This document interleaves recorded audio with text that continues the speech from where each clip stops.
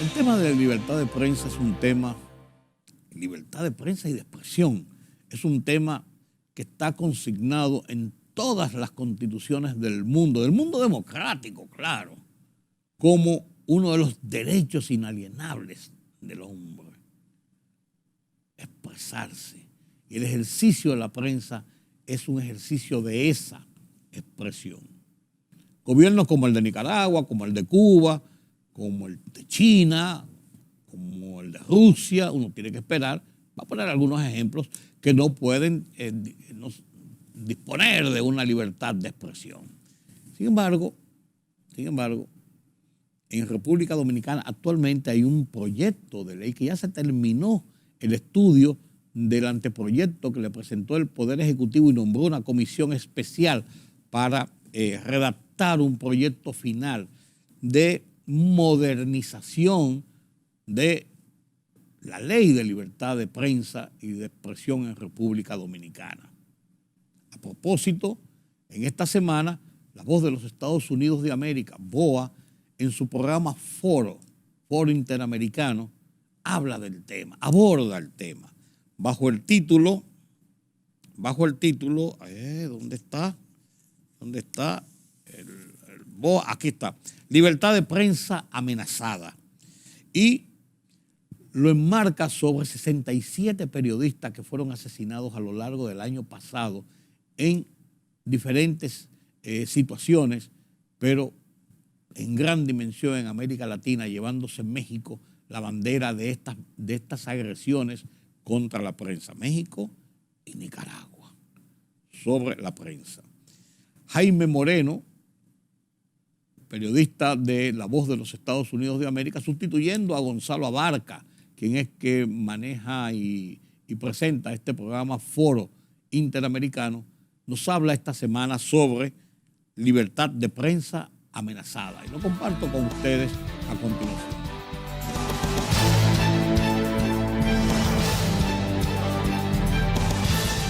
Al menos 67 periodistas y trabajadores de medios de comunicación murieron en 2022, según el último informe del Comité para la Protección de los Periodistas, el CPJ. Esta es la cifra más alta desde el 2018 y representa un aumento de casi el 50% en comparación con el 2021. Más de la mitad de esos casos se registran en tan solo 3 países: Ucrania con 15 periodistas fallecidos en la guerra, México con 13 y Haití con 7. En el monitoreo que hace la CPJ también se evidencia que las muertes de periodistas prácticamente quedan en la impunidad. No existen condenas en el 80% de los asesinatos de periodistas en los últimos 10 años. Es decir, siguen impunes al menos 213 casos a nivel global y solo 50 han terminado en condena.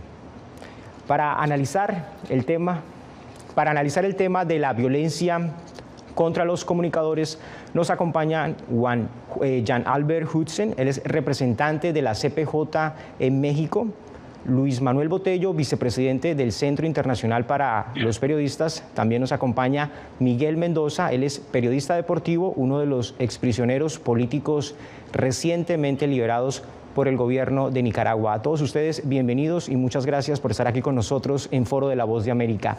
Jan Albert, quiero comenzar contigo. ¿Cuál es el factor común en los casos de asesinatos de periodistas en México?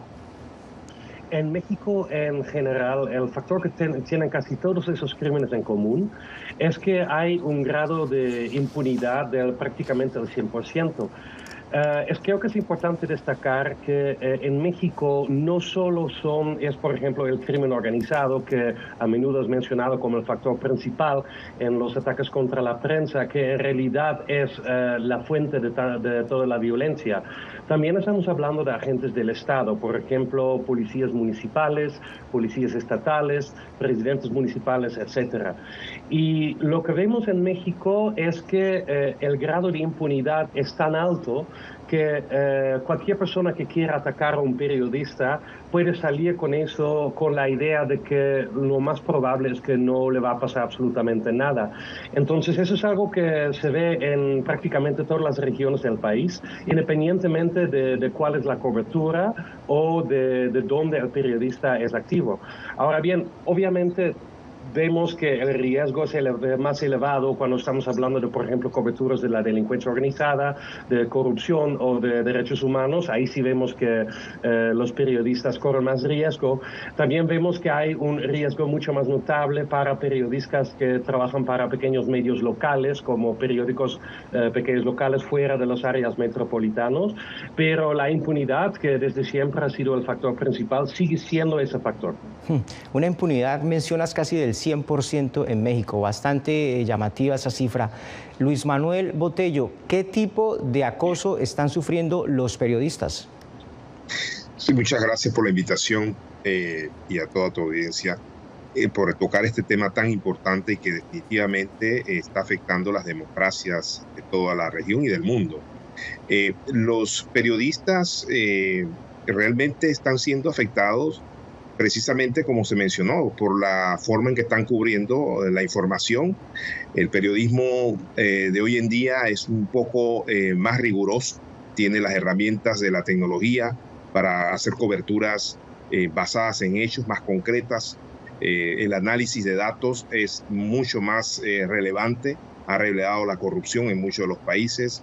Tenemos la situación de los periodistas que ahora trabajan de una forma colaborativa.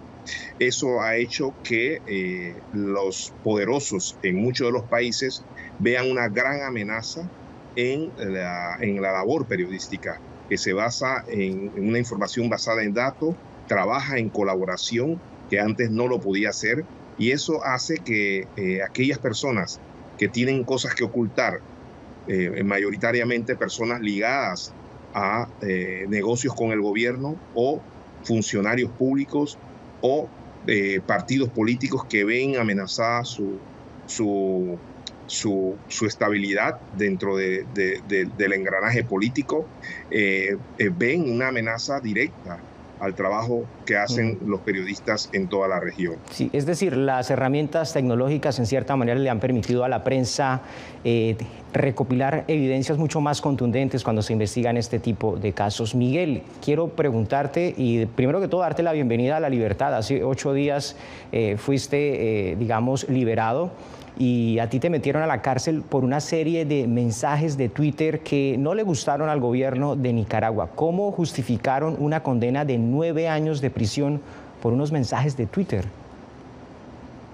Buenos días y gracias. Bien, esa actividad que mantuve en las redes sociales en torno a la crisis que estaba pasando Nicaragua, en torno a la falta de libertad de expresión, pues el único espacio que nos quedaban eran las redes, y la manera como la justificaron es acusándome de conspiración, diciendo que como yo estaba retuiteando a funcionarios de otros países, a activistas de los derechos humanos que estaban acuerpando al pueblo de Nicaragua, y como yo también enfocaba mis redes en torno a los señalamientos, en torno a la queja de la falta de justicia en el país, en torno a los crímenes que se estaban cometiendo, pues a mí me sentaron ahí en un circo prácticamente, porque fue bastante divertida la acusación. No había ni una sola prueba de un crimen que yo hubiese conocido, que hubiese cometido. Estabas hablando de conspiración, de menoscabo, me acusaron de pertenecer a una banda del crimen organizado. Eso me resultó divertido, porque cuando mi abogado preguntó, yo solo 5 minutos tuve en todo ese proceso de poder platicar con mi abogado. Él preguntó, ¿y los otros de la banda? Entonces le dijeron que la banda era una congresista, un secretario de Estado, era una defensora de los derechos humanos, y así sucesivamente, o autoridades de otros países que estaban cuestionando la deriva dictatorial del señor Daniel Ortega y su esposa Rosario Murillo.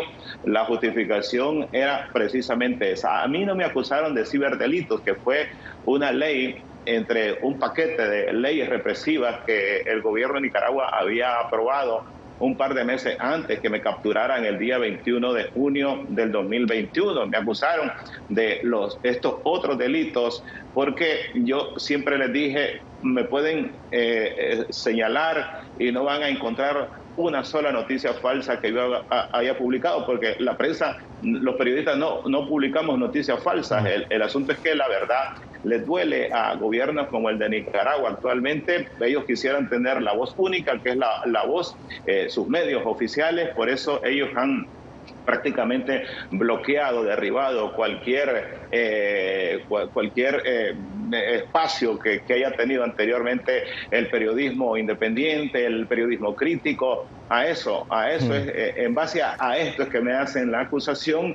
Si ustedes tuvieran la oportunidad, o quienes quisieran de leer y de darse un chance a la hora del juicio, que fue precisamente hace un año, mi juicio fue el 8 de febrero, la condena fue el 16 de febrero que me la leyeron. Yo ya sabía que esto iba a pasar, no había manera que me declararan culpable, porque todas las herramientas o todo ese circo que había montado estaba dirigido a una sentencia de culpabilidad, no solamente a mí, sino a todos los amigos que estábamos detenidos. Miguel, te invitamos justamente para que tú evidenciaras una situación que se considera, y la consideras tú, de acoso judicial que te lleva a una condena de 9 años por replicar unos trinos. Esto ocurrió en Nicaragua, ocurrió contigo, ocurrió con varios de tus colegas, pero es una situación que se puede estar presentando en varios países del mundo, y es por eso que estamos haciendo este programa, justamente evidenciando esta situación. Para muchos periodistas en las Américas, el solo hecho de investigar casos de corrupción institucional,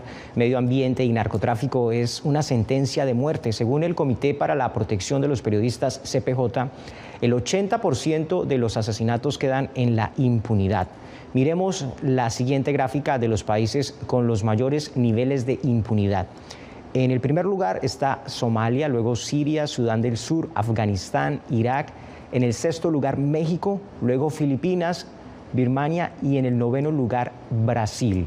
2 países de la región aparecen en esta lista. Jan Albert, ¿por qué algunos países como México y Brasil, que son democracias y cuentan con una historia institucional un poco más larga que el resto de los países que están en esta lista, tienen tantas dificultades para esclarecer los asesinatos contra periodistas?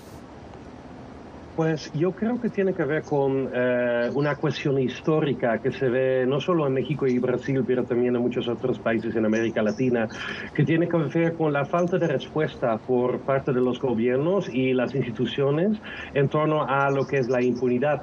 En particular, por ejemplo, en México, que es el país más letal para periodistas en el hemisferio occidental, vemos que ninguna institución del gobierno, aunque haya sido explícitamente creada con el propósito de combatir la impunidad y protección a periodistas, recibe suficientes recursos, tiene suficiente capacitación y tiene suficiente personal. Entonces estamos hablando de una falta de compromiso por parte de los propios gobiernos de ofrecer la seguridad que sus propios ciudadanos requieran. Sí, la organización Artículo 19 documentó cerca de 2.000 ataques verbales del presidente de México, Andrés Manuel López Obrador, a la prensa en un periodo de 3 años. En Brasil, durante el gobierno de Jair Bolsonaro, también fueron noticias sus ataques verbales a los comunicadores. Le quiero preguntar, Luis Manuel, ¿existe alguna correlación entre la impunidad en los asesinatos a periodistas y los choques protagonizados en su momento por Bolsonaro y por López Obrador contra la prensa? Definitivamente. Recuerden que estamos ante países sumamente presidencialistas y son líderes realmente de su gobierno. Entonces ellos cada día que salen comentando, atacando a la prensa por el trabajo que hacen, definitivamente que alertan a aquellos seguidores que en ocasiones no necesariamente están apegados a la ley. Y eso ha provocado que definitivamente se genere una serie de ataques que vienen incluso de seguidores de los presidentes en este caso, y que creen totalmente lo que los políticos dicen. Eso genera definitivamente una serie de ataques directos que hacen no solamente seguidores de los presidentes, sino que también envía un mensaje muy fuerte a todas las instituciones de gobierno de que atacar a periodistas, de que denunciar a los periodistas es algo válido. Es decir, es un insumo adicional, como lo mencionaba Jan Albert, que la gente ve que hay impunidad y aparte de esto una confrontación de los gobiernos hacia la prensa. En Nicaragua existe una ley desde 2020 que lleva a la cárcel a quienes el gobierno considere publican noticias falsas. Aquellos medios responsables que contrastan la información, verifican su fuente y transmiten información veraz, son los que bajo ninguna circunstancia se pueden sentir amenazados por esta ley. Si como medio de información agarras los hechos, le pegas 5 volantines y después empezás a propalarlo, tanto dentro como fuera de las fronteras nacionales, ahí sí tenés que preocuparte. Eran las declaraciones que dio en su momento Walmaro Gutiérrez, diputado del Frente Sandinista de Liberación Nacional. Miguel Mendoza, ¿es verdad que no hay que temerle a esta ley? Pues no le tienen temor a esta ley los periodistas oficialistas, que son los que difunden noticias falsas, ataques, campañas. Antes que me detuvieran, yo fui víctima de una campaña feroz. Y cuando a mí me cuestionaban mi trabajo como activista y mi trabajo, y digo, activista en las redes, porque yo no soy activista político, o cuando me cuestionaban mi presencia en las redes haciendo señalamientos, yo les decía, bueno, vayan a traer a estos señores. A mí me preguntaron, ¿vos estás de acuerdo? Pues entonces yo estoy de acuerdo con la ley de ciberdelito, porque es una ley que persigue, se supone, va a perseguir a los que difunden noticias falsas. Entonces vayan a traerse a esa serie de periodistas, trabajadores de los medios oficialistas que emprenden este tipo de campaña. Como periodista, si vos ves cómo está hecha esta ley, pues yo no le tengo temor. El asunto es en manos de quién está, para qué va a ser utilizada. Para seguir al periodismo crítico, para perseguir aquellas voces que cuestionan la deriva autoritaria del gobierno, pero la verdad es que es una ley disfrazada precisamente para eso, para silenciar. Cuando apareció la ley, a mí me preguntaban, ¿vas a seguir? Pues yo dije, sí, voy a seguir porque yo no estoy haciendo nada incorrecto, únicamente estoy hablando con la verdad a través de mis espacios que tengo en las redes sociales. Continuamos con Foro de la Voz de América, violencia contra los periodistas en América Latina, pero antes de continuar el análisis, veamos cuál es la posición de Estados Unidos ante esta violencia en el continente contra la prensa. Ninguna región en el mundo es más peligrosa para los periodistas que América Latina. Los crímenes persisten debido a que en buena medida las personas que los ordenan y los ejecutan rara vez son llevados ante la justicia. Esto envía un mensaje de que se pueden cometer con impunidad.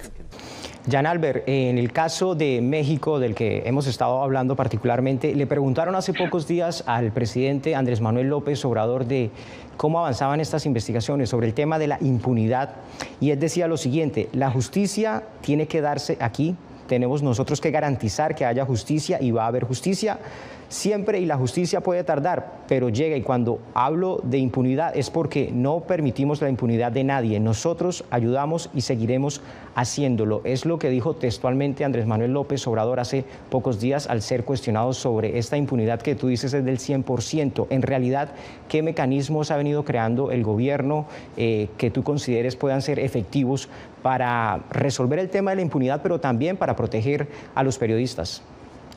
Bueno, las instituciones que pueden proteger a las y los periodistas y que pueden combatir la impunidad, en realidad ya existen. Hay una fiscalía especializada, también hay un mecanismo de protección a periodistas. No es cuestión de crear más instituciones o más legislación o más burocracia. La realidad es que el gobierno de López Obrador también manipula un poco las cifras, porque ellos están diciendo que están combatiendo la impunidad haciendo detenciones, pero lo que no mencionan es que en su gran mayoría solo son autores materiales, no autores intelectuales, y aparte que la gran mayoría de las detenciones ocurre al nivel estatal y que los procesos por lo general duran muchísimos años. Y ahí es donde vemos evidencia de la falta de compromiso por parte del gobierno. Entonces lo que realmente debería hacer es fortalecer las instituciones que ya existen, cosa que no estamos viendo hasta ahora. Luis Miguel, si la prensa se considera un pilar importante para el funcionamiento de las democracias, ¿por qué las sociedades no parecieran ser tan activas para defender la libertad de prensa? Y pareciera que cuando se dan cuenta en algunos países ya es demasiado tarde. Tenemos que entender que estamos en una región donde no ha habido una tradición realmente de prensa independiente. Esto estamos hablando de unos 30 años acá, en donde la ciudadanía empezó a ver la importancia que tiene el periodismo, que tiene la libertad de expresión dentro de la democracia. También tenemos que entender de que estamos entre países con sistemas o las instituciones democráticas, el sistema judicial, el sistema legislativo e incluso el ejecutivo son totalmente débiles y son muy vulnerables a las presiones políticas y sobre todo a la corrupción. Eso hace que la ciudadanía no reciba, como quien dice, la información necesaria para tomar decisiones. Entonces, la prensa se convierte en, como quien dice, el primer objetivo de los entes políticos. Y cuando tienes a entes políticos dentro de un sistema donde, que no existen instituciones democráticas, donde no existe justicia, acceso a la justicia para todos, se convierte en un ambiente donde la desinformación, en este caso, ha penetrado mucho más fácil a la sociedad que los mismos medios de comunicación. Yo creo que eso tiene que venir desde las bases de la educación que existe en nuestros países, en donde la libertad de expresión y de prensa debe ser parte integral de la enseñanza de los países de América.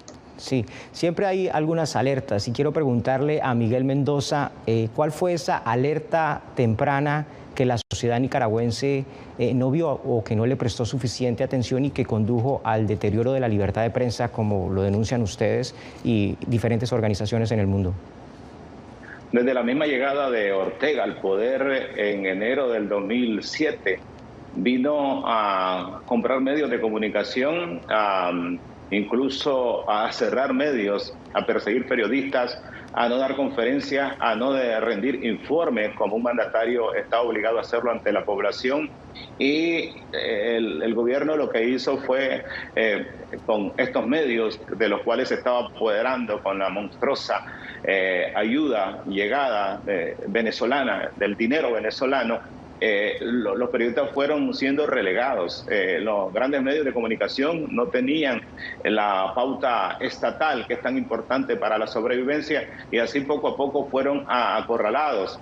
La gente la estaba viendo. El problema es que teníamos un país bastante cerrado en el cual había muchos cómplices alrededor de Ortega y su deriva, incluso empresarios, incluso gente religiosas, y hubo también personas que antes eran bastante críticas en los medios de comunicación, pero de repente lucieron como se apagaron y eso, o se cambiaron lo que ellos publicaban, pues de repente era una política a favor del gobierno. Exactamente. Ya en la parte final de foro de La Voz de América, Jan Albert, ¿qué conclusiones podemos tener, digamos, de esta discusión, de este debate que hemos tenido hoy?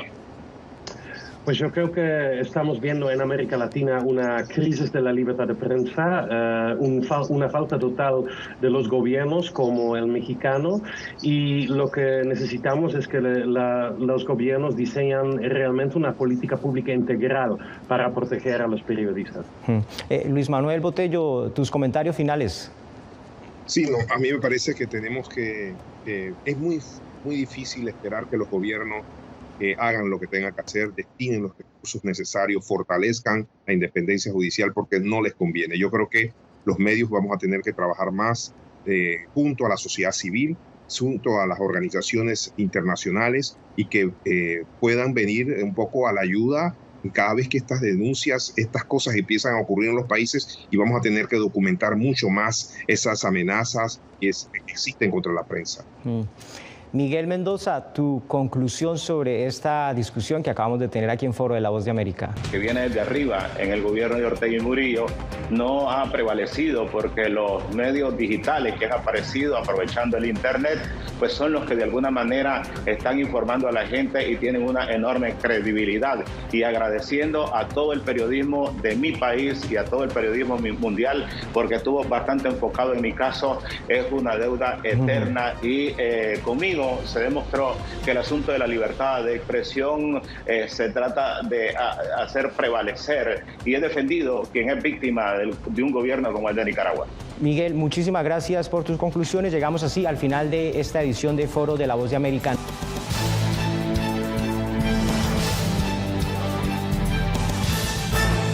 La libertad solo reside en los estados en los que el pueblo tiene el poder absoluto. Por el respeto a los valores democráticos y la dignidad del pueblo dominicano, el rumbo de la tarde, plural, objetivo, comprometido siempre con la verdad. Con Georgie Rodríguez, Rudy González y Ramón Colombo.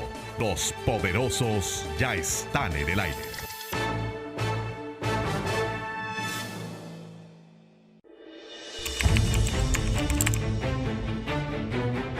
Periodismo de investigación, columnas, opinión, análisis, reportajes de fondo. Hora por hora, una completa plataforma multimedia. Periodismo con valor. Noticias horaporhora.com.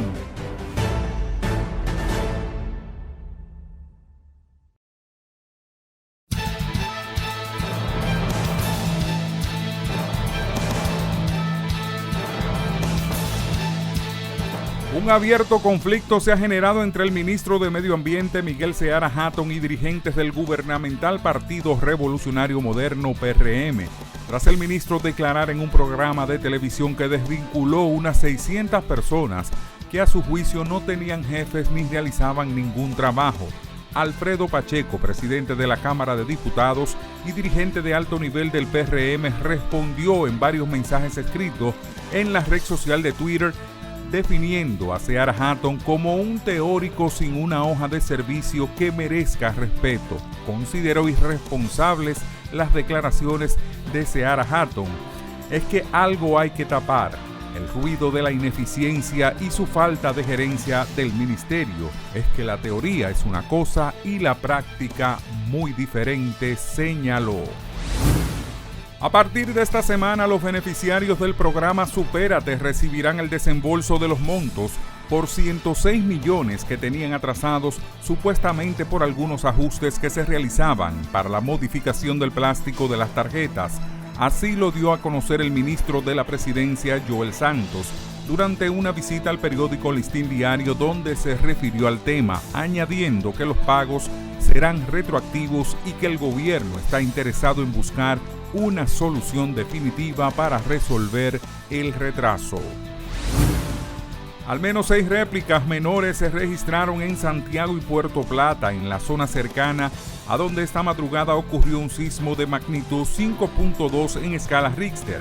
El temblor de esta madrugada ocurrió a las 4:35 de la mañana en la provincia de Puerto Plata, a 17 kilómetros de la región de Altamira, con una profundidad de 10.8 kilómetros.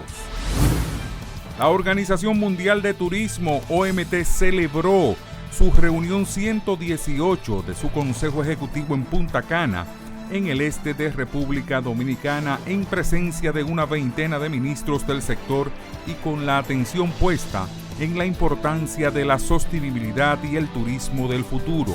Al abrir oficialmente el encuentro, el titular dominicano de turismo, David Collado, destacó la importancia de esta cita para buscar salidas que unifiquen y fortalezcan al sector y apostar por la sostenibilidad de esta industria.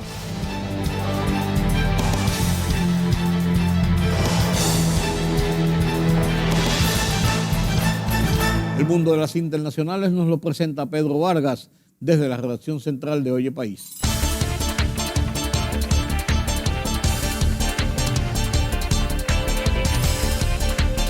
El Consejo Nacional de Ecuador se pronunció después de que el mandatario del país suramericano, Guillermo Lasso, decretara muerte cruzada y disolviera a la Asamblea Nacional. La presidenta del Consejo Nacional Electoral, Diana Tamén, precisó que tiene 7 días para convocar nuevas elecciones, por lo cual la fecha límite para cumplir este mandato legal se vence el próximo 24 de mayo. Los líderes mundiales llegaban a una reunión del Grupo de los 7 en Hiroshima, donde se produjo el primer ataque del mundo con una bomba atómica.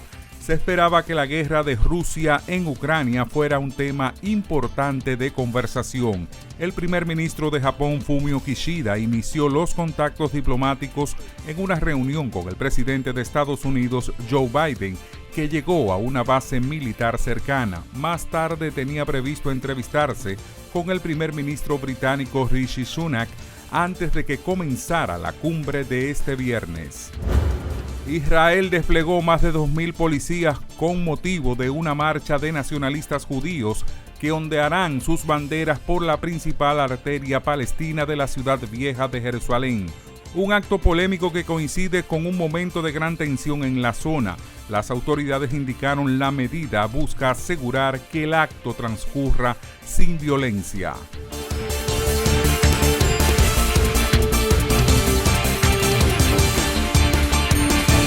La libertad solo reside en los estados en los que el pueblo tiene el poder absoluto. Por el respeto a los valores democráticos y la dignidad del pueblo dominicano, el rumbo de la tarde, plural, objetivo, comprometido siempre con la verdad. Con Georgie Rodríguez, Rudy González y Ramón Colombo.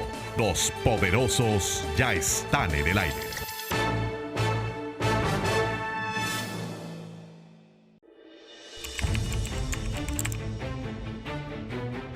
Periodismo de investigación, columnas, opinión, análisis, reportajes de fondo, hora por hora, una completa plataforma multimedia. Periodismo con valor. Noticias horaporhora.com.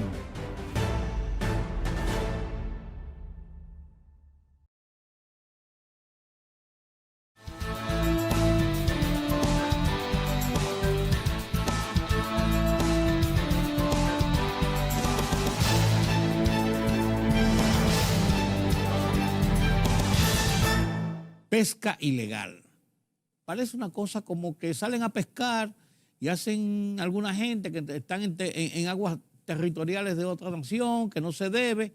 No, esto es una gran industria, esto es una gran empresa, esto es un gran negocio, la pesca ilegal de todos. Hay barcos, fábricas, barcos industria grandísimos que están en el mar, principalmente coreanos, japoneses, orientales en su mayoría, que ahí mismo pescan, preparan, enlatan, empaquetan y distribuyen y mandan a distribuir. Barcos que están acabando en gran forma, en gran manera, con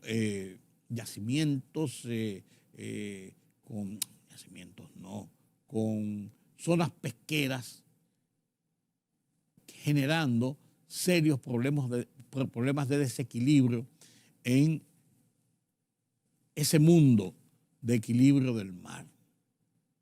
¿En qué consiste esto? ¿Cuál es la razón de la economía? ¿Qué daños está haciendo esto descontrolado? ¿Cuál es su impacto? La Voz de los Estados Unidos de América, VOA, nos presenta un reportaje interesantísimo, un análisis de esta situación en su programa Foro, que dirige Gonzalo Abarca y que comparto con ustedes a continuación. Con este tema cerramos nuestra emisión de este día. Disfruten el resto de la noche. Nos vemos en la próxima. Yo soy Rudy González. Los dejo con el reportaje de la BOA. Pesca ilegal sin control. Su impacto económico. Después del tráfico de drogas y armas, la pesca ilegal no reportada ni reglamentada es el tercer negocio más lucrativo del mundo, según las Naciones Unidas para la Alimentación y la Agricultura, la FAO. El organismo estima que los países costeros pierden anualmente entre 10.000 millones y 23.000 millones de dólares, golpeando así a los pescadores artesanales y perjudicando, según el organismo, la capacidad de los ecosistemas marinos de reponer sus poblaciones de peces. Bien, con nosotros está Jaime Moreno, productor del documental Enjambre Flotante, desarrollado en las Islas Galápagos. Bienvenido, Jaime. Hola, Gonzalo. Bueno, ¿cuál es la situación precisamente de esta pesca ilegal no reportada, no regulada? Gonzalo, lo que se ha visto es una creciente presencia de grandes flotas pesqueras, principalmente de Asia, que han llegado a Latinoamérica y el Caribe, de acuerdo con la plataforma de monitoreo Global Fishing Watch. Solo en Latinoamérica, la flota, que fue conformada en 2021 por 527 barcos que se mueven pescando en una misma área, casi que al mismo ritmo. La flota estuvo apoyada por 59 buques entre cargueros y tanqueros y pescaron el equivalente a 98.543 días. Esto representó un aumento del 3,6% frente al año anterior. Hubo menos barcos, pero fíjese, Gonzalo, que duraron más tiempo pescando, lo que implica, digamos, un impacto, adicional. Según el reporte, el 98,7% de los buques pesqueros tenían bandera de China y el resto de Taiwán, la República de Corea, y la mayoría de los barcos de apoyo tenían bandera de Panamá. Aunque estas embarcaciones operan la mayor parte del tiempo en aguas internacionales, los gobiernos se han visto obligados a tomar acciones, a incrementar sus actividades de monitoreo para proteger sus áreas de explotación económica exclusiva, Gonzalo. Bueno, pero es interesante todos estos datos que estás mostrando, verdaderamente, pero ahora quiero analizar más el tema. Y para ello me acompaña María Cristina Celi, ella es la directora de One Health Ecuador. Bienvenida, María Cristina. Ahora, María Cristina, ya viste estos datos verdaderamente impresionantes que ha dado Jaime. Cuéntanos, ¿cómo operan las flotas de aguas distantes? ¿Cómo logran pasar tanto tiempo, ¿no?, en el océano sin volver a puerto? Bienvenida. Muchísimas gracias, buenos días. A ver, ¿cómo funciona esto? Son ciudades flotantes, por así decirlo. Y pues las embarcaciones están divididas en, las embarcaciones poteras, las que se encargan de pescar la pota, la que se llama el calamar gigante, que es realmente el recurso que estas flotas asiáticas en su mayoría vienen a buscar, tanto al Atlántico como al Pacífico. Tienes tú centenares de barcos poteros, son los que pescan la pota en la noche, y pues tienes las otras embarcaciones, las embarcaciones nodrizas, o los reefers, que se llama en inglés, que son los que van acumulando, ¿no?, en sus, por así decirles, en la barriga, en sus contenedores internamente, sus espacios, son los que van recogiendo todo este calamar que los otros pequeños, entre comillas, poteros van colectando. Entonces, claro, salen, pescan, luego desembarcan, pasan, transfieren esta pesca al reefer, y pues así continúan por semanas y por meses. No regresan realmente a puerto, a menos que sea necesario. ¿Cómo logran hacer esto? Pues tienen embarcaciones que vienen hasta ellos para reabastecerlos tanto de combustible como de alimento, de medicina, de lo que sea que necesitan. Entonces es así que básicamente se mantienen 24/7 en las zonas de pesca para poder sacar lo que más puedan en la menor cantidad de tiempo posible. Y es así que pues los países de Latinoamérica también están en esa lucha constante de evitar, de buscar una legislación regional. Eso es lo que intentamos también las organizaciones ambientalistas, es que se prohíba la facilidad de, por ejemplo, el reabastecimiento de combustible a estas flotas. Evitar que puedan desembarcar en puerto. Tenemos el problema de que Uruguay tiene las puertas abiertas para la flota, para que lleguen a puerto y puedan hacer ciertas visitas a puerto por necesidades que tengan, ya sea por algún desperfecto o por alguna otra necesidad. Ya, bueno, pero sobre esto vamos a seguir metiendo un poco más el bisturí, porque has tocado temas muy interesantes como estas flotas, ¿no?, que reabastecen los barcos. Vamos a hablar más en detalle de eso más adelante. Pero Jaime, según la FAO, la pesca ilegal no regulada, no reportada, está devastando los océanos, golpea a los pescadores. Tú hablaste con ellos en Galápagos. ¿Qué te dijeron? ¿Cómo viste el ambiente? Gonzalo, la preocupación que tienen los pescadores y los ambientalistas es que cuando una flota de esta dimensión, y que puede ocurrir en cualquier parte del mundo, es decir, estamos hablando de una flota, pero hay flotas por todas partes del mundo, no solo en Latinoamérica, se enfocan en una sola especie, en un área determinada por cierto periodo, y sienten que en algún momento podrían afectar toda la cadena del océano, porque creen que están en cierta manera sobreexplotando un recurso. Esa es, digamos, la preocupación que tienen los pescadores y ambientalistas. En África ya se han visto casos de países en donde los pescadores artesanales tienen que ir mucho más lejos, tienen que invertir más recursos en combustible, salen a pescar, pero regresan con menos pescado. Entonces, esa es como la preocupación que tienen en Latinoamérica, viendo, digamos, un espejo de lo que está experimentando están experimentando algunos países en África. Y continuamos en Foro de la Voz de América analizando la pesca ilegal no reportada ni regulada. Un informe de Global Fishing Watch señala que el cambio de bandera es una táctica utilizada por estas embarcaciones no autorizadas, no reguladas internacionalmente. Vamos a ver lo que ha dicho precisamente una de estas personas.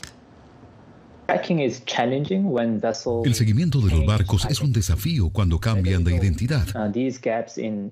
Estos vacíos en la información contribuyen a la pesca ilegal, no declarada y no reglamentada. El cambio de bandera de los barcos involucra a unos 120 países, pero solo alrededor del 20% de ellos fueron responsables del 80% de los cambios de bandera durante la última década. Entre ellos, Panamá fue el más activo en los cambios de bandera. Bueno, era Yayun Park, investigador principal de Global Fishing Watch. Ahora, María Cristina, la gran pregunta, ¿por qué la bandera de Panamá, el pabellón de Panamá, es el más atractivo para los barcos pesqueros? Bueno, la verdad es que la historia del pabellón de Panamá viene mucho atrás, incluso, por ejemplo, reabasteciendo de combustible a la flota de caza de ballenas ilegal japonesa. Desde ahí viene la historia esta del pabellón de conveniencia de Panamá.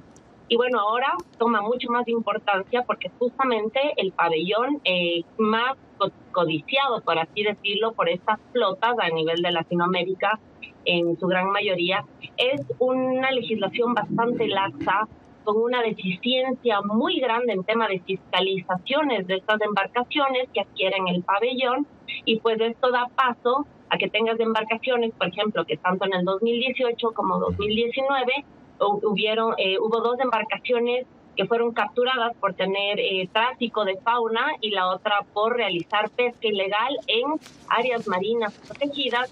Ambas embarcaciones tenían el pabellón de Panamá. Entonces, es muy fácil tú adquirir un pabellón de un país que no te va a fiscalizar, que no te va a controlar y que además tiene legislaciones muy laxas. Así puedes realizar las actividades legales que desees sin que el mano de la ley te caiga y te retiren esa bandera. Ya, muy bien. María Cristina, pero digamos que sí se utiliza mucho el pabellón de Panamá, pero Panamá también ha estado como país involucrado en ciertos acuerdos para proteger ciertas áreas, corredores marinos. Es decir, ¿no hay también un cambio de actitud en términos de tratar de ayudar en este asunto? Sí, mira, realmente en el último año o 2 es que Panamá ha unificado sus esfuerzos tanto con Colombia como Ecuador para crear este corredor marino de las especies que son altamente migratorias. Pero hay muchos ambientalistas, y yo a veces me inclino a esa parte en donde decimos que el papel aguanta todo. Hay muchísimos acuerdos, no de ahora, hay muchísimos acuerdos incluso de algún tiempo atrás. El problema es lograr que cumplan, lograr que los países fiscalicen, que además adjudiquen los recursos necesarios para que se pueda cumplir. Te voy a comentar un ejemplo. Tenemos la creación de este nueva área marina protegida cerca de Galápagos, que es la área protegida Hermandad. Sin embargo, aún existe un plan de manejo para ella. Así que dejamos muchísimo las intenciones de los países, de los gobiernos, pero tenemos que ir un paso más allá. No basta con firmar los acuerdos, no basta con decir queremos, creamos, sino también basta con lo que se necesita, adjudicar los recursos, tener mano dura, fiscalizar y luego si es necesario judicializar a quienes tengan que ir a la cárcel por irrumpir en las leyes de estos países que buscan obviamente conservar los recursos marinos y las áreas marinas, todo lo que es la parte de la vida marina de estos mares, ¿no? Ahora, claro, tanto organizaciones ambientalistas como algunos gobiernos, de acuerdo a sus datos, dicen que la mayoría de estas flotas son de China, o al menos de Asia. Es lo que dice Global Fishing Watch, que tal vez lo mencionamos, pero no hemos explicado. Claro. Es una plataforma abierta de información que hace monitoreo de los barcos. Puede usted entrar el número de un barco, la identificación y hacer trazabilidad de dónde ha estado ese barco durante los últimos 6 meses, a qué puertos ha ido, puede identificar qué tipo de pesca realiza. Es decir, es una plataforma muy útil y es una información pública que cualquier persona puede entrar a verla, y según esa plataforma es la que genera, digamos, esa información. Ok. Bueno, precisamente La Voz de América solicitó a la Embajada de China, ¿no?, su reacción sobre esta situación. Veamos lo que dijo. En cuanto al tema de la pesca ilegal, permítanme decir que China es un país pesquero responsable. Siempre hemos trabajado con otros miembros de la comunidad internacional para tomar medidas enérgicas contra la pesca ilegal, no declarada y no reglamentada, y hemos hecho mucho para combatir eficazmente la pesca ilegal. Bueno, muy rápidamente, María Cristina, ya has escuchado lo que ha dicho el gobierno de China. Pese a que insiste, ¿no?, en que ser un país pesquero responsable, un estudio del periódico argentino La Opinión Austral detalla que solo en este mes de enero unos 450 barcos chinos estarán en aguas argentinas. Tu opinión rápidamente. Bueno, la verdad es que este discurso lo ha manejado también el embajador de China acá en Ecuador, cuando hay pruebas claras tanto por parte de Oceana, una organización ambientalista internacional, como de Global Fishing Watch, que existen embarcaciones de la flota de aguas lejanas chinas que, por ejemplo, apagan por varias horas su sistema de identificación, que a veces, por ejemplo, he podido constatar personalmente al estar en alta mar que existen embarcaciones gemelas, es decir, embarcaciones que tienen el mismo nombre, que se encuentran en actividades también dudosas. Sabemos a nivel mundial y existen las pruebas. Lamentablemente el gobierno de China no se hace responsable de estas actividades y pues es un cuento de nunca acabar. Nosotros como ambientalistas, los países también y los pescadores artesanales que se ven afectados por las presencias de estas flotas, seguimos pidiendo y exigiendo que estas flotas dejen de venir a nuestras aguas a sobreexplotar los recursos de los que dependen muchos de las personas artesanas de la. Bien, después de 20 años de negociaciones en la Organización Mundial del Comercio, se llegó a un acuerdo para poner fin a los subsidios que reciben los barcos pesqueros. Se une a nuestra conversación Santiago Wills, él es director de la División del Consejo General y del Comité de Negociaciones Comerciales de la Organización Mundial de Comercio, quien presidió precisamente las negociaciones que llevaron al acuerdo final cuando ejercía como embajador de Colombia ante la OMC. Bienvenido, Santiago. Y la pregunta es, ¿qué impacto tendrá este acuerdo para reducir la presión sobre los recursos pesqueros? Pues Gonzalo, mil gracias por esta invitación y por permitirme compartir este espacio con ustedes. Tal vez arrancaría hablando un poco de las cifras que ustedes mismos ya han mencionado también, que fue el impulso, si se quiere, para acordar este tema aquí en la OMC. Y es, por un lado, se sabe que hay más o menos 35.000 millones de dólares que se otorgan en subvenciones al sector pesquero al año, de los cuales se estiman que 22.000 millones de dólares de esos 35.000 pueden ser subvenciones dañinas. ¿Por qué dañinas? Porque terminan en las manos de navíos que cometen actividades ilegales o la pesca ilegal, por ejemplo, o porque están contribuyendo a la sobrepesca y a la sobrecapacidad. Entonces, en esos pilares nos centramos. Y el acuerdo lo que busca es prohibir las subvenciones para la pesca ilegal. Por supuesto, nadie aceptaría que está otorgando subvenciones directamente a la pesca ilegal, pero por más subvenciones de buena fe a veces terminan en las manos de pescadores que pescan ilegalmente. Entonces se prohíben estas subvenciones, se prohíben las subvenciones para pescar poblaciones de peces que ya están sobreexplotadas y se prohíben las subvenciones para pescar en el alta mar no regulado. Entonces, con esto se busca tratar de salvaguardar un poco la sostenibilidad oceánica en términos de pesquerías. Ya, ahora, Santiago, ¿se hace alguna diferenciación entre los subsidios de los países en desarrollo con los subsidios de las grandes flotas de aguas distantes? Digamos que la diferenciación en este caso no se hace sobre los tipos de subsidios particulares, sino en la posibilidad de cómo se implementa el acuerdo que se negoció. Entonces, les doy un ejemplo. Un subsidio que le otorga un país en vía de desarrollo, por ejemplo, o ese mismo subsidio con el mismo efecto que otorga un país desarrollado, genera posiblemente el mismo efecto de sostenibilidad. Lo que sí se reconoce en la OMC es cómo se implementará el acuerdo. Pues para los países en desarrollo y los países menos adelantados se otorga un tratamiento especial y diferenciado, digamos el nombre técnico, pues un tratamiento especial, en donde, por ejemplo, se otorga una cláusula de paz de 2 años para la implementación del acuerdo una vez entre en vigor, de tal forma que un país en vía de desarrollo o menos adelantado no se vea reclamado por un país en desarrollado ante el mecanismo de solución de diferencias de la OMC por una potencial violación del acuerdo. Ya. Asimismo, se otorga, por ejemplo, un tiempo adicional para el requisito de notificar estas subvenciones por parte de los países en vía de desarrollo y menos adelantados. Y por primera vez, dentro del mismo acuerdo, se está creando un fondo de recursos dentro de la OMC para poder ayudar a estos países en desarrollo y países menos adelantados en la implementación del acuerdo y en mejorar su mecanismo de manejo pesquero. Ya. Jaime. Santiago, de lo que dices me queda una inquietud. Cuando hablas de se prohíben los subsidios en alta mar, en áreas no reguladas, ¿eso qué impacto puede tener sobre el tema que estábamos hablando, que tiene que ver con las flotas de aguas distantes, que van a otros continentes y tienen esta capacidad excesiva para poder pescar porque tienen justamente subsidios? Pues Jaime, sin querer generalizar ni caracterizar algún tipo de pesca con alguna particularidad, en las negociaciones gran parte de los argumentos que se veían era que mucha de esta pesca en aguas de alta mar no reglamentada de alguna manera se hace rentable gracias a las subvenciones, gracias a los subsidios. Entonces, buscando eliminar esas subvenciones, se busca reducir este tipo de práctica de la pesca en el alta mar no reglamentada, que básicamente es el área fuera de la jurisdicción de cualquier país y fuera de la jurisdicción de las organizaciones regionales de ordenación pesquera. Claro. Ahora, María Cristina, ¿quieres agregar? Por favor, adelante. Sí, ¿cómo estás? Bien.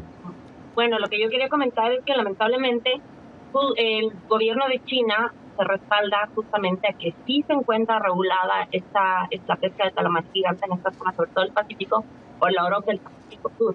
Entonces, por ejemplo, esta nueva reglamentación que ha esperado lamentablemente 20 años, pues no afectaría realmente de manera directa, porque además la pesca por parte de las flotas de aguas lejanas, sobre todo de bandera asiática, realmente no se considera como una pesca INDNR. Entonces, ahí nos quedamos con mucha preocupación de parte del movimiento ambientalista. Además, que quedaron partes bastante importantes en el acuerdo, bastante difíciles de llegar a un consenso. Y finalmente, los países igual tienen que ratificar esta decisión que se ha tomado. Y si no estoy equivocada, uno de los pocos países es Suiza, recientemente, que ha ratificado este acuerdo. Por ejemplo, se está esperando por parte de Argentina que ratifique y otros países.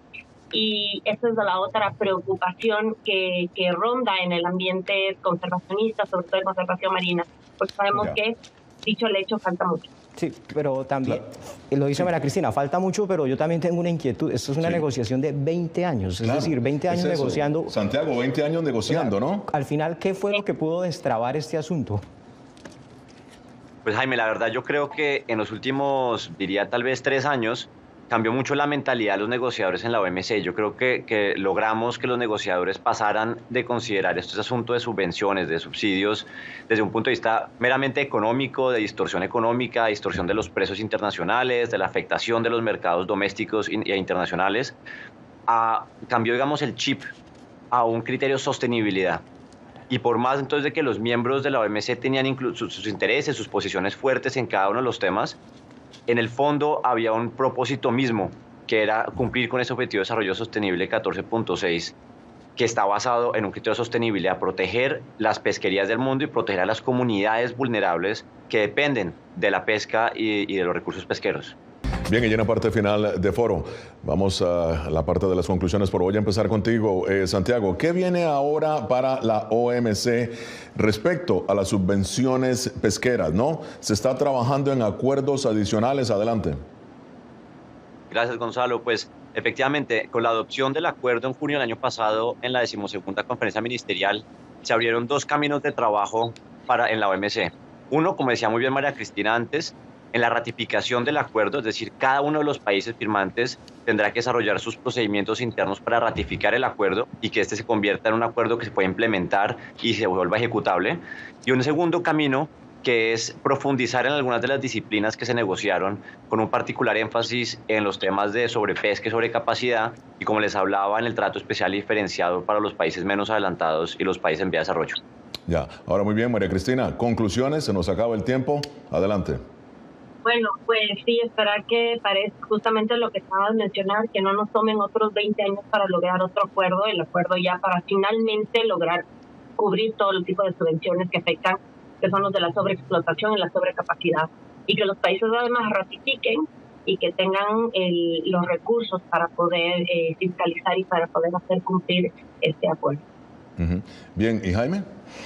No, Gonzalo, hacerle monitoreo, seguimiento a la ratificación de los acuerdos, como dice Santiago, como dice María Cristina, es la expectativa que se tiene, y que los países internamente dentro de sus pesquerías también adopten ciertas regulaciones. María Cristina, por ejemplo, ha sido una persona que ha estado muy comprometida en el tema de frenar la pesca, por ejemplo, del tiburón. Hoy en este capítulo hablamos, que se pasa el tiempo tan rápido, de las flotas pesqueras grandes internacionales, pero internamente países como Ecuador, como Perú, como Costa Rica tienen problemas serios de regulaciones para evitar que se siga,